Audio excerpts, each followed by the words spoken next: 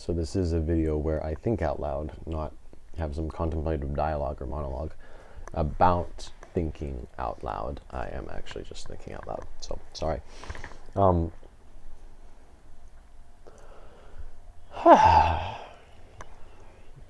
Cheers. Yes, commercial red wine. I had a user comment on 2 of my videos, one telling me not to drink cheap red wine because there are some sort of growth hormone or fermenting, there's some chemical injected into the bacteria that ferments wine to make it ferment faster, and that's why it's cheap red wine when it is cheap. And then the same person, I think it was the same person, went on that video where I was calling out VBFL and slurping up the rotten soybeans and said, no, soy is dead, soy is passé, there's, it's not, that's not healthy anymore.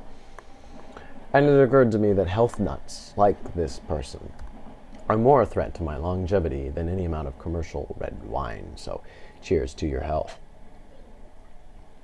And I don't buy cheap red wine. I never buy it under $10 a bottle. See, I'm so posh. Anyway, the reason for the Cabernet Sauvignon today is because I was observed twice in class. It was Parents' Day, where the parents come in suits and the teachers show up in suits and everyone's in suits, even though it's an elementary school, and the parents stand at the back of the class and the teacher stands at the front of the class, and the parents get to watch their student learn for a whole 2 periods before lunch. Meaning I got to be observed twice, as did everyone else. And one was a 5th grade class and the other was a 6th grade class. The 5th grade class had a teacher who made a 10-minute activity, or at least it was planned to be 10 minutes, and it ended up being a 40-minute activity. Sort of had to, plan on the fly there. That wasn't really fun, but whatever.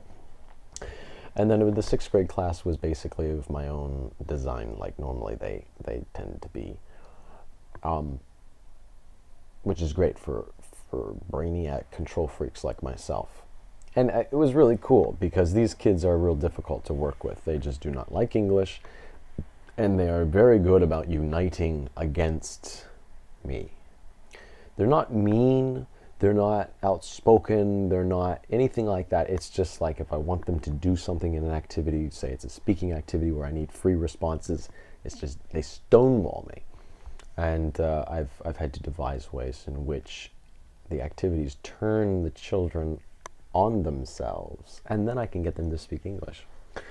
It's great because it's like, behold the power that I wield.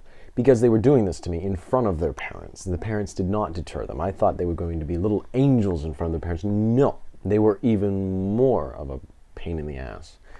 But I tell you what, today we were doing speeches. It was sort of like the final activity of our unit that we were doing in this government book for the past however many weeks. And so they were going to give a speech about what they can and what they cannot do. I know, it sounds really elementary. These kids have been in English for 6 years, but that's just what happens when you spread your English teacher so thin for, and it's not just me, it's the government textbook. That's what the government expects. And the expectation isn't far off. Anyway, it was cool because I was able to shake them up and get them to start speaking amidst their stonewalling by just changing an activity a little bit. And when you teach for long enough, you do learn little tricks like that. And when they play out right, you feel fantastic because the students were learning and they were speaking, and they were speaking well. They were doing good. They were doing good English. They were speaking good English. Pardon, the wine. But anyway. There's a part of me that wonders if I can really do this job for the rest of my life. The lighting, for whatever reason, whenever I make a video, is very flattering. I am becoming much less up here. Much less. Much less. I'm 23. It sucks. It sucks. What did Gary say? It sucks turtle poo, I think was his most recent. I'll take that from Gary. So cheers, Gary, for sucking turtle poo. But there's a lot of stress involved in this job, and though it can be very rewarding, it can also be very devastating. It's just like, I'm hoping that there's a point in which you get more rewards than devastation, but for me it really is one or the other still, even after a year. As soon as I think like, yes, I can do this for the rest of my life, something happens in class where I just feel like, oh, just pitch myself in front of a train already, please. Yeah. Anyway, so to that, I'm wondering if I should go into politics, actually. I've been interested in politics for a long time now.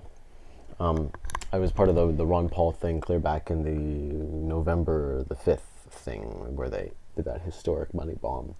I was so thrilled because $50 of my money was part of that. And I donated lots of money to politics. I do. That campaign for liberty thing that I quoted in that past video, actually I've donated probably more money than I would want to disclose. But hundreds of dollars probably at this point. Because it's just where my mind is at, and it's so clear. It's so clear that is the right way to go about things. Their ideology on the topic of politics, that I'm really quite confident in it. Maybe that says something. How many of you out there that are not libertarian that have donated to your party or wherever? Well, I can't blame you if you haven't. I guess they're doing fine without you. But yeah, I might be wrong, but I am certainly confident.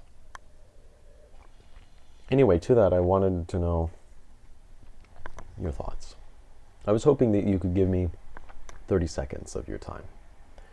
30 seconds at the end of this video to put yourself in my shoes and to think what would be best. Because maybe one of you out there will be able to see something that I'm not. My options and my interests are thus. I want money. Coming over here, that teaches me that. I am no longer wanting to be a monk. I live somewhat like a monk now. Those of you who have seen my little apartment. I'm interested in business. I'm interested in politics. But I do think I might be able to stay in Japan and do this teaching thing as well. So more of the same or something different. I have some personal investment over here in Japan. And though I can always return to Japan or act in such a way in which that investment could be more available otherwise. The most easy thing to do, or the easiest thing to do, would be to go to school here to get a master's degree in teaching English as a foreign language and get a job at a university, which would be great because you only need a master's degree to teach at a university in Japan for English as a native English speaker. The idea of being a philosophy professor has also crossed my mind, but the notion of money is very unromantically attractive to me.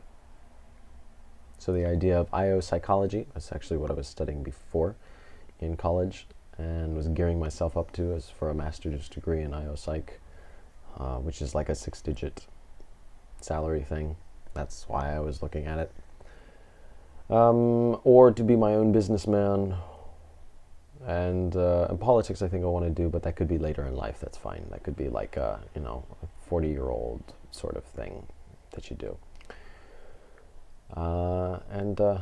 So yeah, actually, so if you guys are in on any get-rich-quick schemes, let me know. I know they don't exist, but in case they suddenly happen to exist without my knowing, let me know.